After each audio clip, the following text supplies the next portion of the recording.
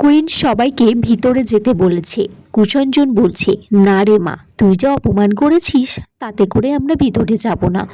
Queen বলছে, বাবা আমি তো নিজেকে বাঁচানোর জন্য বলেছি। কুইন বলছে, যা হয়েছে সব তোমাদের জন্য হয়েছে। তোমরা তো বাড়িতে একটা বাঘ পুষেছো, আর কি জানো তো, তোমাদের ছেলে ওই ছ্যাঁচটা টাইপের বাঘ একটা। কুইনের মা বলছে, আপনারা রাগ করেছেন, কিন্তু ভিতরে আসুন। কুইনের ঠাম্মি বলছে, আমরা বুঝতে পারছি আপনাদের খুব কষ্ট হয়েছে, কিন্তু আর রাগ করে থাকবেন না, ভিতরে চলুন। কুইনের ঠাম্মি কুইনের বাবা কুইনের মাকে বলে যে জামা কাপড়ের ব্যবস্থা করতে তাদের জন্য। কুইনের বাবা ভাবছে, আমার জামা কি বেয়াই মশাইয়ের গায়ে হবে? কুইন বলছে, আপনারা যে কেন এই বাঘটাকে এত ভয় পান? কুষাঞ্জন বলছে, তুমি কটা দিন ওর সাথে বাস করো, তুমি ওই বাঘটাকে ভয় পেতে শুরু করবে। কুষাঞ্জন আমানকে বলছে, আমান তোর মুখটা আবার ফিরে এলো বুঝি? আমান বলছে, হ্যাঁ দাদা যতক্ষণ ছিল মুখটা ছিল না, এখন তো হাওয়া থেকে ভেসে এসেছে। আমান বলছে, এবার তো আমাদের যেতে হবে। আমানের বর বলছে, হ্যাঁ সে তো যেতেই হবে, আমি তো তোমাকে গাড়ি চালিয়ে নিয়ে যাব, আমি তো ড্রাইভার। আমান বলছে, সে তো তুমি, তাই তুমি তো আমার অ্যাসিস্ট্যান্ট ম্যানেজার, তুমি আমার পার্সোনাল কেয়ারটেকারও। কুইনের মা বলছে, বৌমা বাইরের সবাই তো দাঁড়িয়ে দেখছে ওদেরকে, ওরা তো তেলে ঝরে এক হয়ে গেছে, ওদেরকে ভিতরে নিয়ে এসো। তারপর কুষাঞ্জন আর বাকিরা ভিতরে চলে যায়।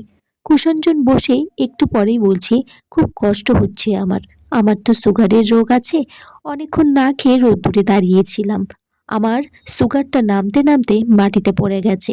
কুইন তো বুঝতে পেরেছে, কুইন তার মাকে বলছে যে একটু খাবার নিয়ে আসতে। কুষাঞ্জন বলছে, সুগার পড়ে গেলে নিশ্চয়ই কি করতে হবে বুঝতে পেরেছেন। সুদর্শনা বলছে, হ্যাঁ গাদা গাদা মিষ্টি খেতে হবে। কুইনের মা বলছে, আপনার প্রেশারটা একবার মাপিয়ে নিন। কুষাঞ্জন বলছে, না না, আমার প্রেশার তো পুরো মাথায় উঠে ধেই ধেই করে নাচছে। কুইনের মা তারপরে মিষ্টি এনে দেয় কুষাঞ্জনের জন্য। কুষাঞ্জন তারপর টপাটপ মিষ্টিগুলো খেতে থাকে। তীরঞ্জন বলছে, দেখো বৌদি কিরকম রাক্ষসের মতো মিষ্টিগুলো খাচ্ছে, আমরা যেখানে বসে আছি কোনো গুরুত্বই নেই আমাদের উপর। কুইনের বাবা বলছে, চিন্তা করবেন না, আপনাদের সবার জন্য ব্যবস্থা করা হয়েছে। কুইনের মা তারপর সবার জন্য মিষ্টি এনে দিয়েছে। কুইনের বাবা বলছে, আপনারা এরকম ভালো ভালো মিষ্টি কখনো চোখে দেখেছেন? তীরঞ্জন বলছে, আপনি কি আমাকে হ্যাংলা বলছেন? কুইনের বাবা তারপর তীরঞ্জনের কানে কানে বলে যে আপনারা হাড় হাঁপাতে মানুষ। কুষাঞ্জন বলছে, আমি এখন অনেকটাই সুস্থ বোধ করছি মিষ্টিগুলো খাবার পর।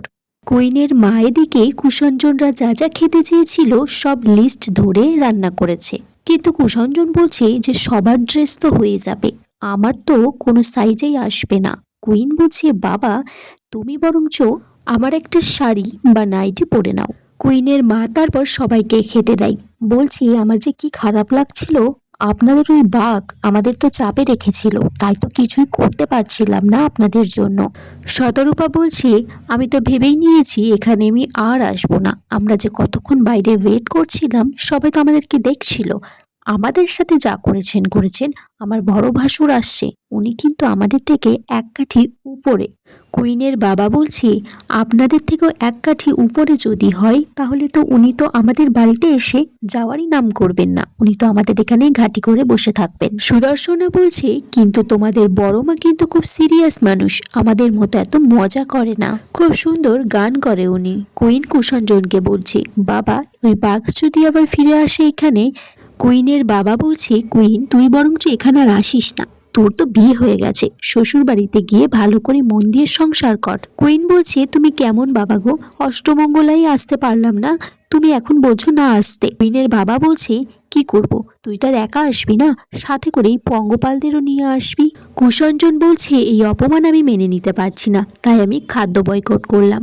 তীরঞ্জন বলছে, এত ভালো ভালো খাবার ছাড়ার কোনো দরকার নেই, আমরা বরঞ্চ ওবেলার বিকেলের চাটা বয়কট করে দিই। কুষাঞ্জন বলছে, তাজা বলেছ, এত ভালো ভালো পাতুরি গলদা চিংড়ি এগুলো খাওয়ার পরই বরঞ্চ বয়কটটা করে দিই। শতরূপা তারপর সব কথা শুনে হাসছে। তীরঞ্জন বলছে, তুমি হেসো না কিন্তু, আমরা যে একটা খাদ্য বয়কটের কথা বলেছি, তুমি কি তাতে সামিল হবে কি হবে না বলো। শতরূপা বলছে, তোমরা তো খাদ্য বয়কট করছো না, তোমরা তো পানীয় বয়কট করছো। আর এখানেই আজকের পর্ব শেষ হয়ে যায় বন্ধুরা, তোমরা কমেন্টস করে জানিও কেমন লেগেছে আজকের পর্বটা।